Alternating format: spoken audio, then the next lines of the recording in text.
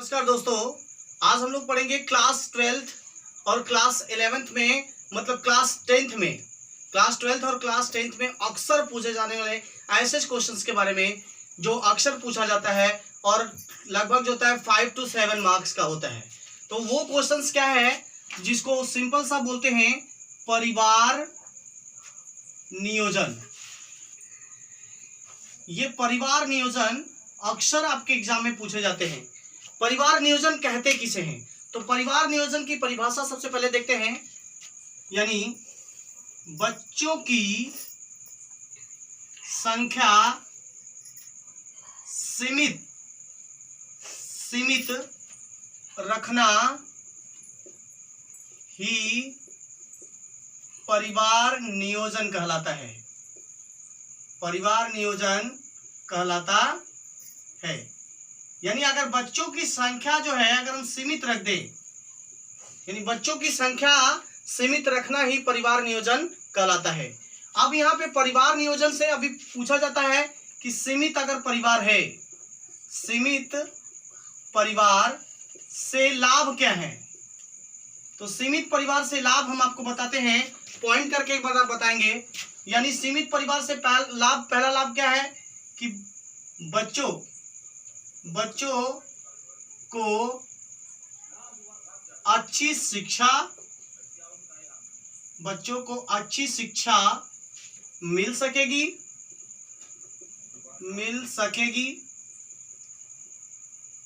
और दूसरा है आपका, ये तो बच्चों को अच्छी शिक्षा मिल गई, और दूसरा जो है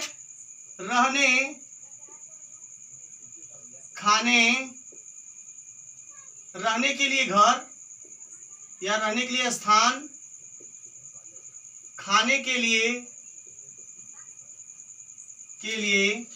अच्छे कपड़े मिल सकेंगे।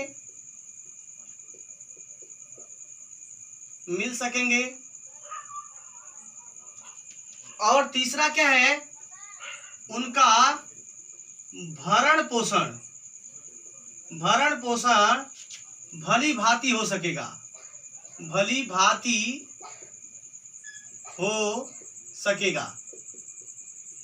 और क्या लिख सकते हैं, ये तो अब उनको तन ढकने के लिए अच्छे कपड़े भी मिल सकते हैं, यानी चौथे पॉइंट में लिख सकते हैं कि तन ढकने के लिए अच्छे कपड़े भी मिल सकेंगे। और उनके माता पिता की आर्थिक स्थिति भी अच्छी हो सकती है, यानी पांचवा लिख सकते हैं कि माता पिता की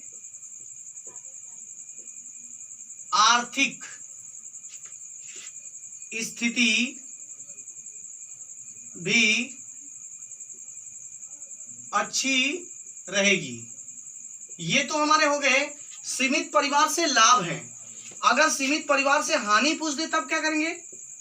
सीमित परिवार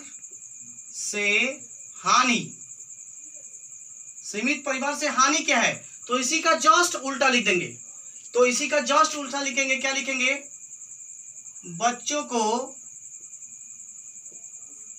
अच्छी शिक्षा नहीं मिल पाएगी।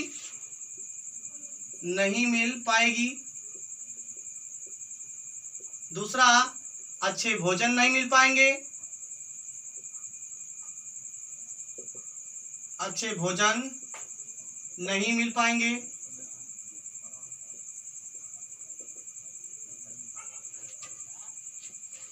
तन ढकने के लिए अच्छे कपड़े नहीं मिल पाएंगे। तन ढकने के लिए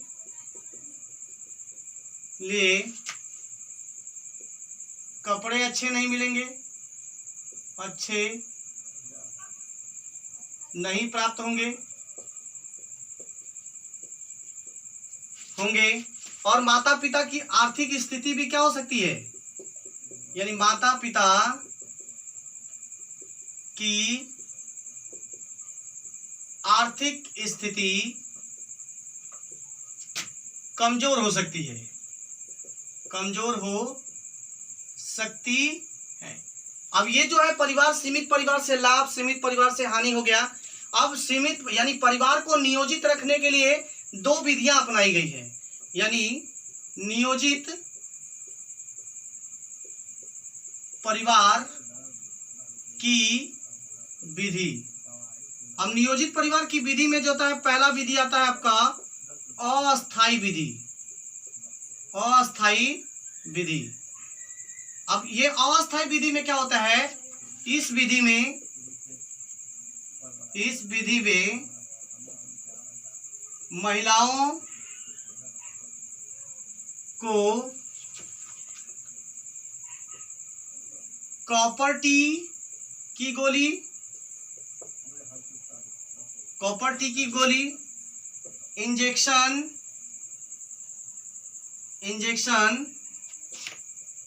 कंडोम आदि का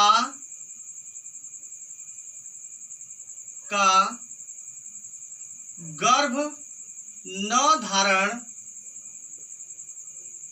करने के लिए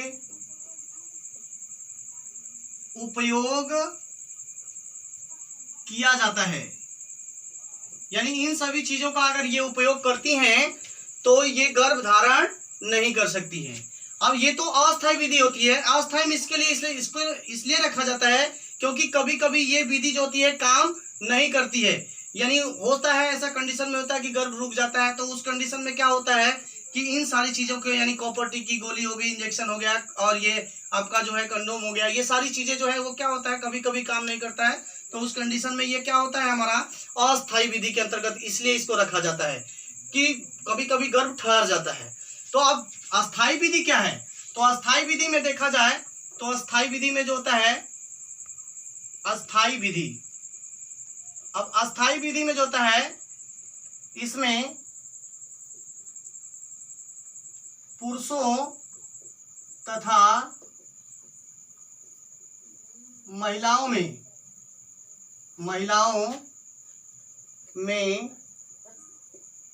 ऑपरेशन कराया जाता है। ऑपरेशन कराया जाता है। जब ऑपरेशन कराया जाता है तो यह ऑपरेशन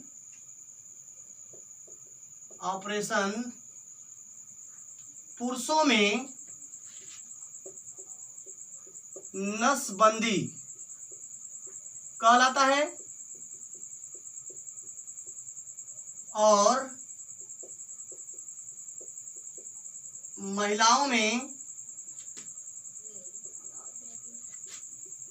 नली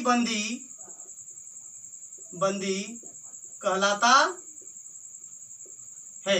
ये तो था परिवार नियोजन से रिलेटेड क्वेश्चंस, यानी परिवार नियोजन के बारे में पूछेगा तो हम इतना लिखेंगे। अगर ये सारी चीजें लिख देते हैं तो हमें जो है फुल का फुल मार्क्स मिलेगा।